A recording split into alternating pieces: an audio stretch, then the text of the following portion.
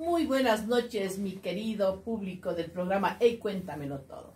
Esta noche tenemos una grata visita. Es la presencia del doctor Alejandro Guzmán, abogado en libre ejercicio por muchos años, especialista en diferentes ramas. Doctor, muy buenas noches. Buenas noches, doctora Patricia.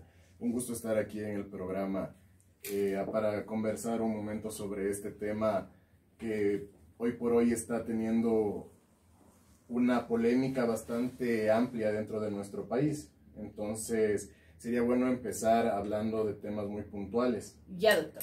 Muchísimas gracias a usted, doctor. El tema de hoy es realidad penitenciaria en el Ecuador. Doctor, ¿qué pasa en flagrancia? Bueno, doctora Patricia, el tema de flagrancia es un tema bastante álgido para una persona que ha sido privada de su libertad, porque estamos hablando que estas personas detenidas en flagrancia, como prácticamente se conoce y en el común lenguaje se le podría decir que se les agarró con las manos en la masa, por lo que recae ya una aparente responsabilidad. Hablamos que una vez que una persona ha caído ya en flagrancia, va a lo que es aquí en Quito, a la 9 de octubre y Patria, en un lugar que está totalmente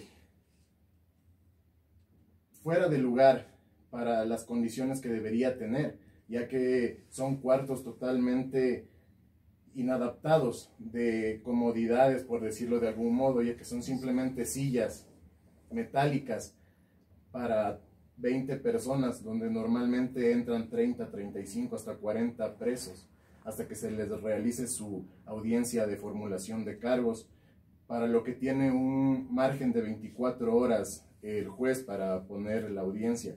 Una vez que ocurre esta audiencia, según lo que acontezca, el PPL será llevado al CDP o simplemente dado una medida sustitutiva, tomará el proceso con firmas o cualquiera que disponga el juez. Así es, este lugar realmente no está apto para un ser humano. Una vez de flagrancia, ¿qué pasa ahora en CDP?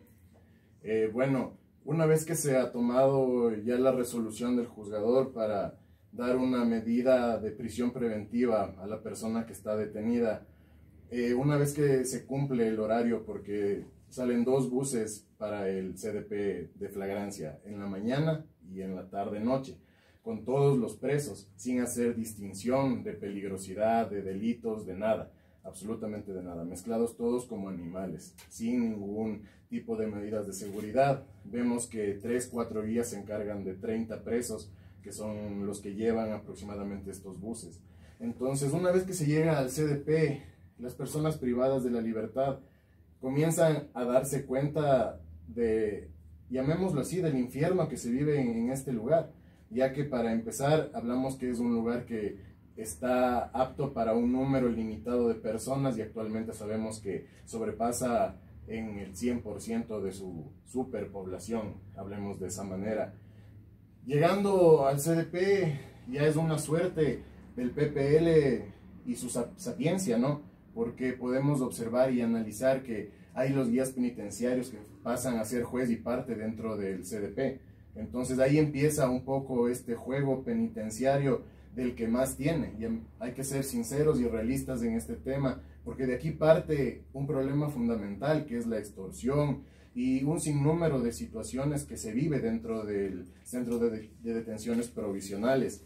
Entonces, aquí serán aparentemente distribuidos, existen diversos pabellones, los cuales constan supuestamente con presos de diferente peligrosidad. Pero sabemos, los que nos dedicamos a este tema penal, que no es así. Vemos que una celda que se supone que debe ser adaptada para 4 personas, hay 13, 15 PPLs, todos durmiendo ahí mismo, encerrados desde las 7 de la noche hasta las 6 de la mañana, sin un lugar donde hacer sus necesidades. Totalmente sin medicaciones, totalmente abandonados del sistema. Un lugar insalubre. Totalmente insalubre. Me han comentado que inclusive de donde cogen los alimentos pasa una tubería que está totalmente rota y los desechos humanos caen al lado de donde los presos cogen su alimentación. Eso es una realidad, mis queridos televidentes, está diciéndole un profesional realmente en la materia, y ante tanta desigualdad, ante tanta violencia de los derechos humanos, realmente, doctor, entonces, ¿cómo funciona el sistema penitenciario aquí en el Ecuador? El sistema penitenciario en el Ecuador es una lotería que simplemente juega a favor del que más tiene. Es la realidad, son casos cercanos que podemos evidenciar, como los casos Bucarán, como los casos Salcedo, casos que se suponen que deberían estar como el común denominador, como Juan Pueblo, sufriendo realmente lo que es haber perdido la libertad y estar condenado en el CDP a vivir en un medio insalubre y totalmente abandonado del sistema. Los guías penitenciarios, por $20 le entran una cajetilla de cigarrillos, por $50 un pollo, un chaulafán. O sea, usted, si es que tiene más dinero, puede gozar de ciertas comodidades. De todos digamos, los privilegios que dentro de este infierno existen. Hablemos que a pesar de que usted tenga dinero para mandarse a comprar un chaulafán, tiene que compartir los 3 baños que hay para 150 presos, 200 presos que están dentro de un pabellón. Qué terrible, mi querido doctor. Una última pregunta, doctor, aunque nos quedamos con muchas inquietudes y a la vez queremos comprometerle para un momento que usted tenga disponibilidad de tiempo, nos acompaña aquí nuevamente al CED para con una nueva charla. ¿Cuál sería su consejo para todo el mundo, para todos los ecuatorianos, porque no nos excluimos nadie, doctor? Claro, mi doctorita, nadie está exento de tener una circunstancia de este tipo. O sea, hacer un llamado al Estado ecuatoriano, ya que es el garante de este tipo de derechos fundamentales, en este caso de los PPL, que bien por ser personas que han estado privadas de su libertad, no pierdan su condición de ser humano. Enfocarnos un poco en lo que son los derechos humanos, derechos fundamentales, derechos consagrados inclusive en la Constitución a los mismos PPL. Actualmente por la pandemia vemos que desde marzo no han tenido visitas, no hay medicamentos. Hacer un llamado inclusive al SNAI para que cumplan con su rol. No es un tema, no es ciencia. Aquí en Ecuador tenemos muchos lugares para poder hacer 2, 3 cárceles verdaderamente grandes que se autosustenten. Tenemos la bondad de tener una tierra maravillosa que nos da bondades, que en el mismo lugar se puede sembrar muchos alimentos para que los PPLs puedan autogestionar.